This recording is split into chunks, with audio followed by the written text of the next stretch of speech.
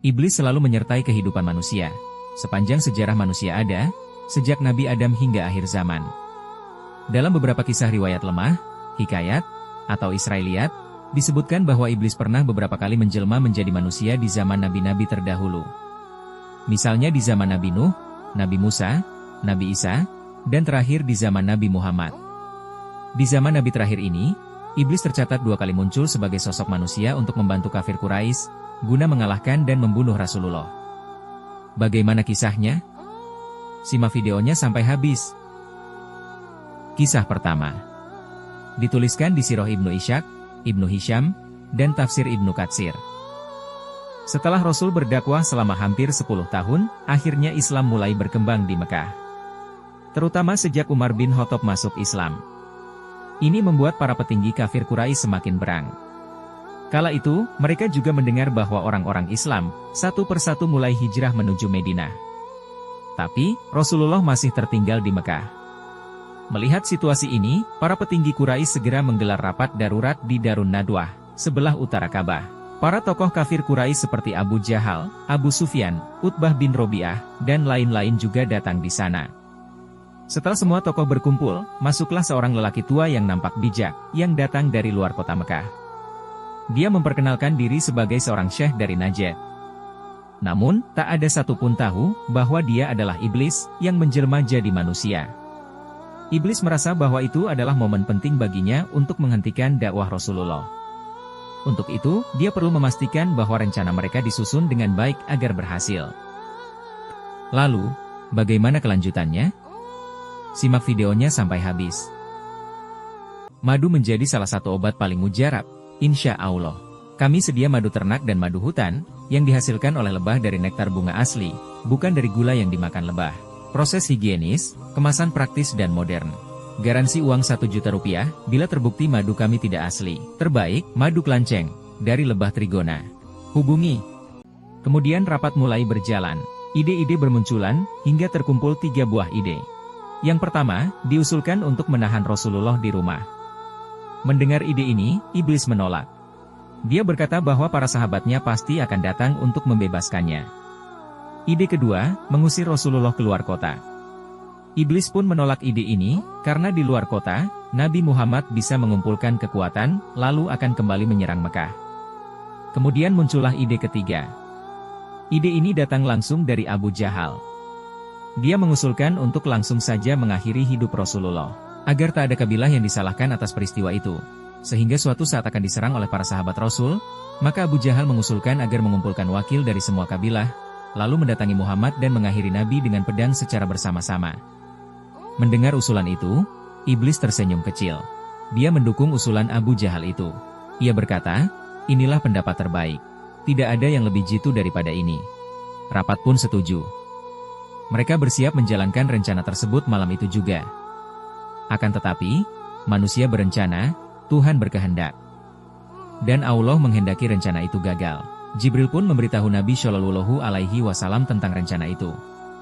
Nabi pun segera keluar dari rumah pada malam hari, meninggalkan Ali bin Abi Thalib, yang menggantikan beliau di tempat tidurnya. Para pemuda kafir Quraisy yang mendobrak masuk rumah Rasul pun hanya mendapati Ali seorang diri di sana.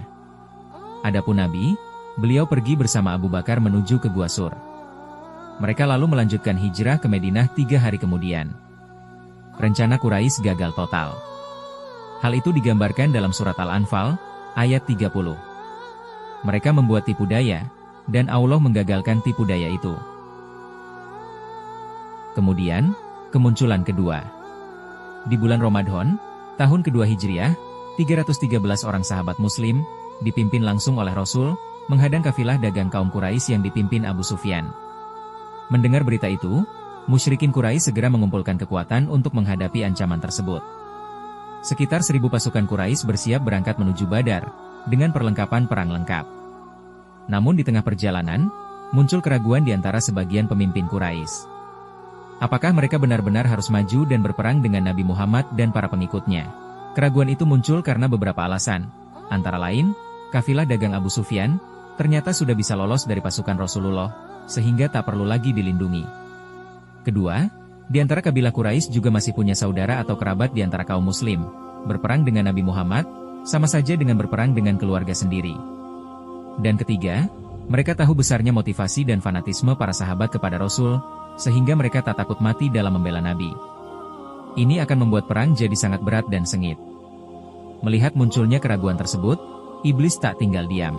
Dia muncul ke tengah-tengah pasukan Quraisy dan menjelma dalam wujud manusia dari Bani Mudlij. Ia bergabung dengan pasukan Quraisy dan meyakinkan mereka untuk tidak ragu. Iblis berkata bahwa ia akan menjadi pelindung mereka dan menyatakan bahwa pasukan Muslim tidak akan mampu melawan kekuatan Quraisy yang besar. Ucapannya membakar semangat pasukan Quraisy untuk maju ke Badar dan menghadapi kaum Muslimin. Saat tiba di wilayah Badar, pasukan Muslimin ternyata telah sampai lebih dahulu dan mempersiapkan posisi.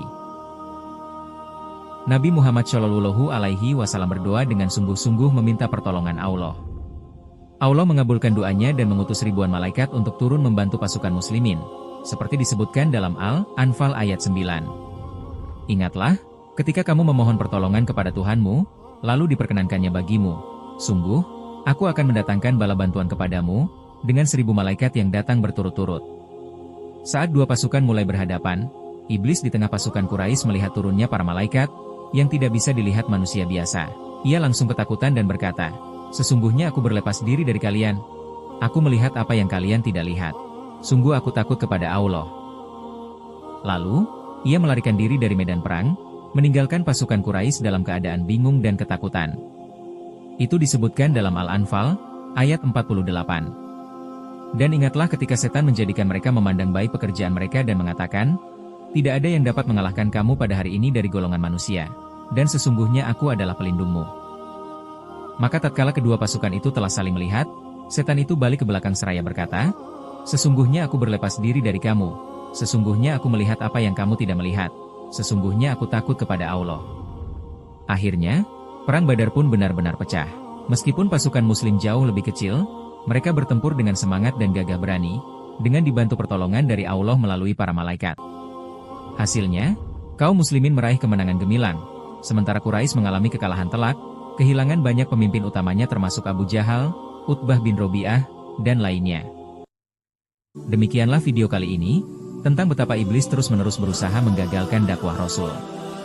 Iblis bahkan tak segan-segan turun langsung untuk tujuan tersebut, dengan menjelma menjadi manusia. Semoga menginspirasi. Yang benar datang dari Allah, yang salah datang dari kami. Wallahu a'lam. Wassalamualaikum warahmatullahi wabarakatuh.